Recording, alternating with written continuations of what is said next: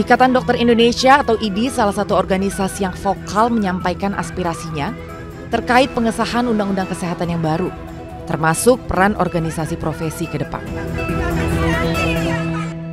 Jadi kan teman-teman ID gitu sebagian besar mungkin ya cukup khawatir. Mungkin bukan hanya teman-teman ID lah ya. Tapi para nakes kan cukup khawatir nih dok dengan undang-undang kesehatan yang baru disahkan. Nah bahkan organisasi organisasi kedokteran kayak ID gitu kan paling besar nih yang ikut memprotes. Sebenarnya kenapa sih dok? Padahal sebelumnya kan udah sempat berkomunikasi ya Ya, dengan jadi DPR. betul, betul Mbak Anggi. Jadi sebenarnya kan dari 2022 ya, ketika Bapak bocor draft yang tidak diakui oleh banyak pihak di bulan September itu kita berkomunikasi lah dengan semua pihak, termasuk menteri ya. Menteri, Hmm. kemudian kita berkomunikasi ke DPR itu tidak hanya ke Balik, kita komunikasi ke hampir semua fraksi. Nah, Hmm. sampai dengan akhir 2022 tidak ada yang mengakui terkait dengan draft RUU ya. Tapi kita tetap memberikan masukan. Kita memberikan masukan kalau gitu sebenarnya tidak ada urgensi untuk membuat RUU ini ya, Hmm. karena dengan undang-undang yang masih existing saat ini ada undang-undang praktek kedokteran, undang-undang kesehatan, undang-undang rumah sakit, undang-undang tenaga kesehatan, keperawatan, kebidanan itu masih bisa membantu jalannya pembangunan kesehatan. Hmm. Bahkan kita sempat bicara dengan Bapak Menteri, kita bilang saat itu hadir hampir semua ketua organisasi profesi, kita sampaikan masa periode kepemimpinan Pak Jokowi ini tidak sampai 2 tahun, hanya sekitar setahun lebih lah. Artinya kalau ada PR untuk melakukan reformasi kesehatan dan meninggalkan legacy pada periodenya Pak Jokowi, maka sebenarnya kita siap bantu. Hmm. Karena waktu pandemi pun kita kan semua organisasi profesi kesehatan juga membantu pemerintah waktu pandemi, pengentasan pandemi. Hmm. Artinya kita tetap berkomitmen. Nah, tetapi jawaban Pak Menteri ini prosesnya sudah di DPR. Artinya menyerahkan Hmm. semua itu kepada proses politik di DPR. Nah, sehingga kita lebih intens komunikasinya ke DPR karena ini kan prosesnya inisiatif DPR. Nah, komunikasi-komunikasi ketika pembahasan di Balik sampai dengan Februari itu intens. Bahkan Hmm. draft-draft pembahasan RUU ketika di Balik itu kan keluar ya. Maksudnya setiap kali ada pembahasan RUU, update keluar draftnya, sehingga kita tahu perkembangan pembahasan RUU. Nah, Hmm. ketika di awal Februari keluarlah draft inisiasi Balik, kita melihat, oh sebenarnya nggak terlalu banyak masalah nih di RUU ini waktu hasil Balik, karena Hmm. waktu di Balik kayak misalnya Hmm. mandatory spending itu bahkan mengalami peningkatan waktu dibalik dari 5% APBN menjadi 10%. Hmm. Kemudian keberadaan organisasi profesi tetap existing, tetap ada peran membantu pemerintah dalam melakukan Ya, pengawasan dan pembinaan praktek. ya. Tetapi ketika habis balik, kemudian pindah ke Panja, ke Komisi 9, nah itu kemudian kita lose. Kita cuma diundang 1 kali, tapi itu pun hanya didengarkan saja. Kita tidak pernah Hmm. tahu ada bagaimana perkembangan-perkembangan pembahasan. Terus kita memberikan masukan secara tertulis juga kita nggak pernah dapat balasan, mana masukan kita yang Hmm. diterima, mana yang ditolak, sampai dengan paripurna. Seperti itu, Mbak Hmm. Agi. Jadi sebenarnya kita, kalau dikatakan kita demo-demo itu kemarin itu kan sebenarnya terpaksa ya dilakukan karena itu tadi, karena kita nggak dapat Supaya aspirasinya informasi. didengar gitu ya. Karena Betul, kita nggak keskip. dapat. Hmm. Betul, betul, betul, betul. Jadi Hmm. kita terpaksa sebenarnya melakukan itu karena itu tadi terkesan terburu-buru, banyak yang ditutupi ya. Padahal kan yang melakukan kritis terhadap RUU ini kan tidak hanya ID ya, ada banyak komponen yang lain.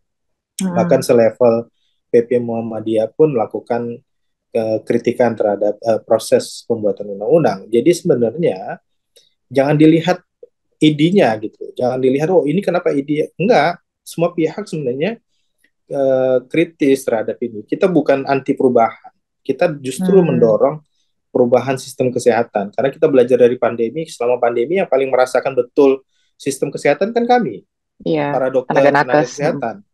Iya kan? Mm-mm. Bagaimana ketika kami butuh oksigen, nggak ada oksigen, suplai Ya. oksigen bermasalah, ya kan? Obat-obatan juga bermasalah. Itu kan kami yang Hmm. merasakan. Nah, kami mendorong perubahan sistem. Tetapi perubahan sistem dalam bentuk undang-undang dengan metode omnibus, dengan melabrak atau membumi hanguskan undang-undang yang ada, kemudian menghilangkan banyak sekali peran-peran stakeholder. Ini yang justru kami pertanyakan, kok begini cara melakukan perubahan sistem gitu loh. Padahal ID ini kan sudah ada puluhan tahun ya membantu pemerintah. Tidak hanya ID, PDGI dan lain-lain juga sudah berpuluh-puluh tahun gitu. Tapi kok setelah pandemi kok kesannya kok kita dilupakan ya gitu ya. Berarti Apa sebenarnya yang diharapkan justru dari teman-teman organisasi profesi itu adalah keterbukaan dan transparansi dari pemerintah, bukan anti iya kan terhadap RUU-nya yang disahkan. bukan bukan anti karena kita mendorong perubahan, justru ID sendiri mendorong perubahan. Oke. Kan kalau bisa di searching deh, kita sebelum rame-rame RUU ini pernah kami audiensi dengan Pak Bambang Susatyo. Mhm. Itu saya sendiri pun hadir dalam pertemuan tersebut. Kita menyampaikan kepada Pak Bambang Susatyo bahwa memang perlu perubahan sistem kesehatan. Sehingga Mm-mm. ketika muncul RUU ini kita bingung, kenapa nggak namanya RUU Sistem Kesehatan Nasional gitu ya? Artinya kalau itu perubahan itu dilakukan sistemnya, kemudian melibatkan semua stakeholder, ya pasti kita akan bantu. Ya, cuma kan ini kan diam-diam kan, banyak diam-diam dan kita tidak tahu perkembangan seperti apa. Yang dibalik tadinya posisi organisasi profesi tetap membantu peran pemerintah, di panja hilang. Nah, kenapa? Kenapa bisa hilang gitu? Ya, yang dibalik anggaran kesehatan sudah dari 5% menjadi 10%, di panja hilang, dihapus, ya. Itu Oke, kenapa bisa ada perbedaan oke. seperti itu gitu ya? Ada perbedaan pembahasan, kurang transparansi, dan Ya, mungkin Dokter Mahesa juga bisa menjawab dari beberapa suara gitu kan dari teman-teman nakes yang mengkritisi pasal-pasal yang ada di Undang-Undang Kesehatan. Misalnya salah satunya adalah keberadaan organisasi profesi yang dianggap ini justru mendiskreditkan gitu kan, bahwa nantinya kan akan ada peleburan di mana untuk urusan kompetensi diserahkan kepada ID, tapi untuk apa namanya urusan perizinan dan lain-lain itu tidak lagi kepada ID, tapi akan dikembalikan kepada legislator. Terus juga terkait dengan persoalan keberadaan dokter spesialis dan bukan perizinan ya, tapi mengizinkan adanya dokter asing hmm, yang boleh bekerja. Ini hmm, adalah beberapa hal yang dikritisi begitu oleh teman-teman hmm, kedokteran dan juga ya hmm. teman-teman kedokteran gitu. Mungkin Dokter Mahesa bisa menyampaikan apa sih dok sebenarnya menjadi keberatannya? Bukankah sebetulnya ketika perizinan itu diberikan kepada legislator, bukannya itu jadi lebih mempermudah birokrasi dok? Atau dengan Iya, apa namanya sekolah spesialis misalnya. Nah ini mungkin Dokter Mahesa bisa menyampaikan dari sudut pandang dokter dan teman-teman lainnya dok. Silakan dok. ya. Nah, ini perlu diluruskan nih, Mbak Anggi. Perlu Mhm. diluruskan, bicara tentang perizinan, kalau berdasarkan undang-undang yang ada, sebelum undang-undang kesehatan ini, itu memang adanya di tangan pemerintah. ID itu tidak pernah memberikan izin praktek. Yang dilakukan oleh ID itu hanyalah rekomendasi. Jadi ketika dokter mau praktek di suatu tempat, maka kalau dia terdaftar sebagai anggota profesi, maka dia harus minta rekomendasi dulu. Tujuan rekomendasi itu sebenarnya tujuannya apa? Tujuannya pertama memastikan ini benar dokter nggak sih, ya kan? Terus yang kedua, dia perilakunya bagaimana? Karena kan kita akan mentrace perilaku si dokter selama dia jadi dokter ini bagus nggak sih? Jangan sampai dia ada masalah sebelumnya, kemudian dia praktik di satu tempat. Karena banyak kejadian, Mbak Anggi, ada dokter bermasalah di satu daerah misalnya, dia kabur daerah tersebut, dia praktik di tempat yang lain. Kemudian ada masalah lagi. Sehingga ada kasus dokter itu berpindah-pindah, dokter yang bermasalah tadi. Nah, kita ingin menjaga itu. Kita ingin menjaga dokter yang praktik itu benar-benar ini. Tapi sekali lagi yang harus diluruskan itu adalah ID tidak pernah memberikan izin. Izin praktek itu dari Dinas Kesehatan atau pelayanan terpadu satu pintu di setiap daerah. Itu adanya di kewenangan pemerintah daerah. Ya. Nah, terkait dengan STR misalnya yang ramai juga kemarin STR. STR itu bukan dari ID, Mbak Anggi. STR itu dari Konsil Kedokteran namanya. Konsil Kedokteran itu sebuah lembaga di bawah presiden, di mana staf-stafnya KKI, konsil-konsil itu, stafnya itu dari Kementerian Kesehatan juga, gitu loh. sehingga proses administrasi di konsil itu masih di bawah koordinasi dengan Kementerian Kesehatan, ya, karena staf-stafnya dari Kementerian Kesehatan. Sehingga kalau ditanya perizinan mau diambil alih oleh pemerintah, loh selama ini memang pemerintah nggak pernah dari ID itu hanya memberikan rekomendasi. Oke, memang ada kasus ini kita harus jujur, ada kasus dokter misalnya mau praktek di satu tempat, misalnya susah nih karena ID-nya nggak ngasih rekomendasi, ya. Nah, nggak ngasih rekomendasi kenapa? Harus ditelusurin. Kalau ternyata di satu tempat tersebut misalnya sudah dokter spesialisnya sudah ada sekian orang misalnya, sehingga ini tidak diberikan rekomendasi. Nah, itu juga perlu ditelusurin. Tapi kalau misalnya tidak ada masalah di dokternya, terus ID memberikan rekomendasi, kami sudah bikin aturan bahwa kalau dalam 14 hari kerja dokter itu ngurus rekomendasi tidak ada masalah, harusnya segera diterbitkan rekomendasi. Nah, secara organisasi kami sering menegur ID di cabang yang ID di daerah ya, ID di daerah yang lama mengeluarkan rekomendasi, ya, sampai berbulan-bulan nggak keluar. Itu kita tegur tuh, kok lama dikeluarkannya, karena ini dokter sudah mau praktek. Nah, secara internal organisasi kita perbaikin kondisi itu. Jadi memang kita jujur, memang ada tuh di cabang yang lama prosesnya, ya. Nah, itu yang kita perbaiki, Mbak Agi. Nah, terus kemudian pertanyaan dokter spesialis. Ada isu bahwa ini menghambat produksi dokter spesialis. Dokter spesialis itu pendidikannya di Fakultas Kedokteran. Fakultas Kedokteran bukan di bawah ID. Gitu loh. Jadi kalau misalnya sebuah fakultas kedokteran mau menambah produksi dokter spesialis, ya silakan aja.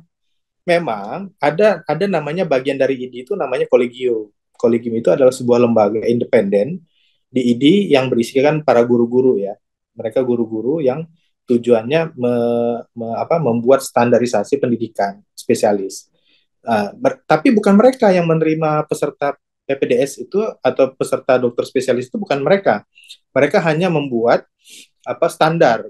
Jadi kalau misalnya mau dibuka pendidikan spesialis penyakit dalam di sebuah universitas misalnya, standarnya itu pengajarnya sekian.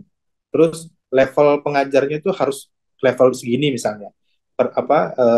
Subspesialis, kemudian dia pengalaman menjadi spesialis sekian tahun, terus pernah juga pengalaman di mengajar dan lain-lain, sehingga itulah yang kemudian dinilai layak atau tidaknya. Nah, terus pertanyaannya, kenapa nggak ditambah jumlah peserta didik spesialis supaya produksi spesialis lebih banyak? Ya silakan aja. Itu kan kewenangannya ada di universitas. Kalau universitas mau menambah jumlah peserta didik, ya silakan, gitu loh. Bukan kewenangannya tidak ada di ID. Tetapi yang saya dengar nih dari beberapa universitas, kenapa dia tidak menambah jumlah peserta didiknya, karena itu tadi, jumlah pengajarnya terbatas. Karena di kita itu ada aturan nasional terkait dengan rasio antara pengajar dengan peserta didik. Jadi misalnya 1:5, jadi satu dosen mengajar 5 orang peserta didik spesialis. Kalau misalnya pesertanya ditambah tapi dosennya tidak ditambah, maka rasionya jadi berubah. Kalau rasionya jadi berubah, maka dikhawatirkan kualitas pengajarannya jadi menurun. Nah, kalau kualitas pengajaran jadi menurun, Mbak Anggi, yang kita khawatirkan itu nanti outputnya. Iya, kita dorong produksi spesialis banyak-banyak nih. Produksi spesialis digenjot banyak setahun. Tapi belum tentu sesuai kompetensinya. Betul. Nah, kalau kualitasnya tidak dijaga, Mbak Anggi, yang kita khawatirkan itu apa? Yang kita khawatirkan keselamatan masyarakat di luar sana. Saya pribadi misalnya, saya nggak mau juga saya dilayani oleh dokter spesialis yang dia pendidikannya cepet nih, 3 tahun selesai, tapi kualitasnya nggak beres gitu loh ya, gitu loh. Dan saya juga jadi khawatir kalau nanti ada keluarga saya ditangani oleh dokter yang kualitasnya juga masih dipertanyakan. Nah, memang proses-proses menjaga kualitas ini dianggap sebagai hal yang birokratif, ya. Ini terlalu dihambat nih. Bukan terlalu dihambat. Ya kalau mau sekarang, kalau memang mempercepat produksi spesialis, ayo digenjot tenaga pengajarnya, ayo digenjot sarana prasarananya, itu loh, sehingga peserta didiknya bisa ditambah. Nah, itu terkait dengan pendidikan ya. Jadi dua hal terkait dengan perizinan dan pendidikan itu bukan domain ID sebenarnya. Ya, kalau tadi perizinan itu domainnya pemerintah, kemudian untuk pendidikan itu domainnya universitas. Oke, itu yang bisa saya klarifikasi. Nah, terkait dengan isu ketiga, terkait dengan isu dokter asing, Mbak Anggi. Kita sekali ngomong bahwa ID dan organisasi profesi yang lain tidak pernah anti terhadap dokter asing. Selama ini pun ada dokter asing yang sudah praktik di Indonesia. Tetapi dokter asing itu adalah dokter-dokter yang subspesialis, yang spesialisasinya nggak ada di kita nih. Di Indonesia nggak ada. Sehingga dia didatangkan oleh college atau oleh universitas, didatangkan ke Indonesia tujuannya untuk mengajari dokter-dokter kita. Supaya keahliannya bisa ditransfer ke transfer of knowledge lah ya, transfer of knowledge. Nah, itu mereka dapat izin praktek di Indonesia selama 1 tahun oleh negara. Sekali lagi bukan oleh ID ya, oleh negara. Jadi mereka dapat izin praktek selama setahun oleh negara untuk ngajarin dokter kita. Setelah 1 tahun, kalau misalnya masih diperlukan bisa diperpanjang. Kalau udah nggak diperlukan lagi, mereka kembali ke negaranya. Terus banyak juga kegiatan-kegiatan seminar kita ngundang dokter asing. Jadi kalau ditanya, oh ini anti asing, kita nggak pernah anti asing. Yang kita anti itu adalah kalau dokter-dokter asing itu kemudian mengambil hak-hak dokter Indonesia. Jadi gini, tujuan kita memproduksi dokter tujuannya apa? Supaya mereka bisa bekerja, supaya mereka bisa melayani masyarakat. Ya, terus anak-anak didik kita, anak-anak kita yang ngambil sekolah kedokteran tujuannya untuk bisa cari kerja, mencari kesejahteraan, bisa mengabdi kepada negara. Ya, kalau kemudian rumah sakit itu diisi oleh dokter asing, berarti kan mengurangi hak-hak kesejahteraan bagi setiap dokter-dokter warga negara Indonesia, mengurangi hak-hak dokter-dokter warga negara Indonesia yang ingin mengabdi kepada negaranya. Ya, nah jadi pertanyaan besarnya adalah tujuan kita mau mesejahterakan dokter kita atau mesejahterakan dokter asing. Tujuan kita ingin meratakan pelayanan kesehatan dengan mendatangkan dokter asing atau kita ingin mendistribusi dokter Indonesia supaya bisa merata di seluruh Indonesia. Kalau saya berpikirnya kalau misalnya tidak ada dokter di satu daerah, bagaimana tanggung jawab negara menyediakan dokter di satu daerah tersebut? Sekarang muncul pertanyaan, Bang Anggi. Banyak dokter-dokter Indonesia nggak mau nih praktik di daerah-daerah terpencil, di daerah-daerah yang lain, sehingga dokter-dokter nggak merata, ya kan? Pertanyaan besarnya, kenapa dokter nggak mau pergi ke satu daerah? Saya sering berkomunikasi dengan teman-teman di daerah, Mbak Anggi. Bayangkan, ada bedah, dokter bedah toraks ya, bedah jantung. Dia disekolahkan oleh daerahnya, pakai uang daerah. Oke, kemudian di sekolah 5 tahun, 4 tahun, 5 tahun dia selesai sekolah, dia kembali ke daerah. Saat kembali ke daerahnya, rumah sakit di mana dia bekerja itu nggak ada alat untuk dioperasi. Bagaimana caranya dia bekerja di situ, ya kan?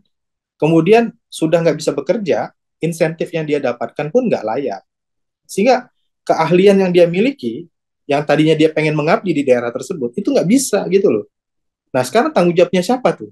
Apakah tanggung jawabnya ID untuk menyediakan rumah sakit yang bagus, terus menyediakan insentif bagi dokter? Bukan tugas ID, tugas pemerintah, pemerintah pusat dan pemerintah daerah. Sehingga yang harusnya menjadi PR hari ini adalah bagaimana pemerintah mau merangsang dokter-dokter itu mau mengabdi di daerah. Caranya apa? Caranya pertama, lengkapi sarana-prasarana. Karena apa? Dokter-dokter itu mau mengabdi, mau melayani pasien-pasien di pelosok-pelosok tanah air. Kalau nggak dilengkapi dengan sarana-prasarana, nggak bisa, Mbak. Bayangkan ada dokter, saya pernah ngalamin di Sumatera, saya harus ke satu kampung, itu perjalanan dari kabupaten, itu sekitar 10 jam. Itu dengan jalan yang ya tidak bisa dilalui dengan kendaraan biasa. Itu ya. Nah, bisa dibayangkan kalau ada dokter mau mengabdi, tidak dilengkapi dengan peralatan, dengan kendaraan yang layak, kemudian perlindungan, ya, bagaimana risiko yang dihadapi oleh mereka yang bekerja di daerah. Bagaimana perlindungan bagi mereka? Tentu dokter-dokter tersebut akan membandingkan, wah, saya di sini berat banget tugas saya di daerah, insentif cuma ada apa adanya. Terus dia lihatlah teman dia yang mengabdi di kota. Di kota dengan segala macam sarana prasarana yang ada, insentifnya jauh lebih tinggi, pendapatannya jauh tinggi. Akhirnya yang terjadi apa? Malas dia mengabdi di daerah, dia pergilah ke kota.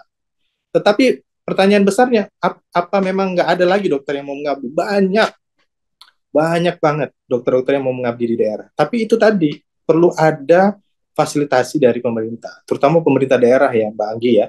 Karena bicara tentang insentif dokter-dokter yang di daerah, itu diberikannya oleh pemerintah daerah. Nah, Mbak Anggi bisa bayangkan tentang isu mandatory spending misalnya. Di saat mandatory spending itu masih 10% dari APBD, pemerintah daerah kan wajib menyediakan 10% dari anggaran daerahnya. Itu pun tidak semua daerah bisa menyediakan anggaran tersebut. Daerah-daerah kaya mungkin bisa dia mencapai 10%. Tapi daerah-daerah dengan PAD-nya tidak begitu besar, dia nggak nyampe 10%. Akhirnya yang terjadi apa? Dia membangun rumah sakitnya juga tidak bisa optimal, dia memberikan insentif bagi dokter-dokter juga tidak optimal. Sehingga yang terjadi apa ya? Banyak yang kemudian pindah, dokter-dokternya pindah. Saya rasa tidak hanya dokter ya, banyak mungkin pegawai-pegawai yang lain yang dia punya opportunity di tempat yang lain, ditawarkan dengan insentif yang lain, dia pindah tuh.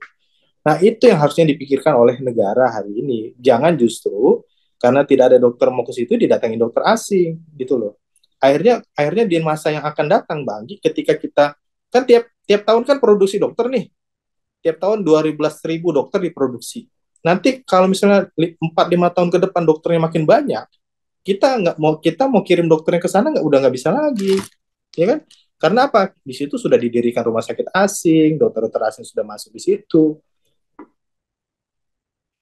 Siap. Oke, Dok. Get it, the point. Yang terakhir nih, Dok, sebelum waktunya habis. Ini kan what's next ya, Dok ya, gitu. What's next-nya adalah di mana RUU ini sudah disahkan jadi undang-undang kesehatan. Ya.